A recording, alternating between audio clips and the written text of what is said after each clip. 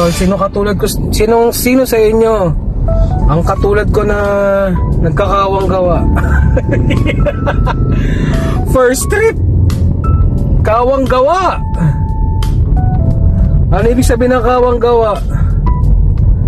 First trip na biyaheng libre. Kawawa. Bumiyahe na ba kayo mga tol? Second trip ko na to mga tol, oh. Basta buhay-buhay. Oo nga pala, hindi ko makuha yung achievements ko mga tol. Ang achievements ko ay 85 trips. 2,100 yata yun. Bonus points. Hindi na muna, sakit na ng katawan ko eh.